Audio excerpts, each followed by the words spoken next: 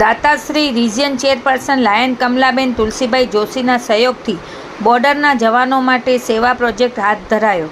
Lions club of Mirzapar LNM hospital દ્વારા Kutch Pakistan border ઉપર ફરજ બજાવતા બહાદુર જવાનો માટે વિશિષ્ટ સેવા પ્રોજેક્ટ યોજાયો. પ્રોજેક્ટને મિશન બોર્ડર હેલ્થ પ્લસ અને મિશન ગ્રીન બોર્ડર નામ આપવામાં આવ્યું હતું. જવાનોને રણ તથા દરિયાઈ પવનને કારણે આંખની તકલીફો થતી હોય છે. તેના કારણે ગોગલ્સ, આંખના ટીપા તથા દવાઓ પહોંચાડવામાં આવી.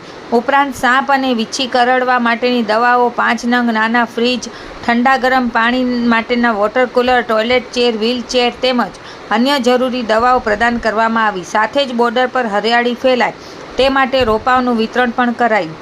આ સેવા પ્રોજેક્ટ માટે રિજિયન 1ના region chairperson MJF lion Kamlaben Joshi તથા તેમના પતિ શ્રી તુલસીભાઈ જોશી દ્વારા અંદાજે 2 લાખનું દાન આપવામાં આવ્યું.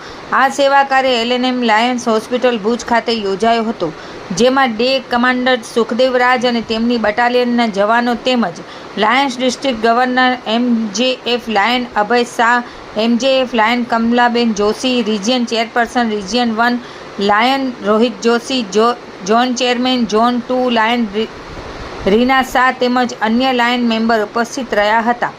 Lions club of Mirzapar LNM હોસ્પિટલના president lion doctor Saroj Singh દ્વારા સર્વેનું સ્વાગત તેમજ પ્રોજેક્ટ વિશે વિગતવાર માહિતી આપવામાં આવી.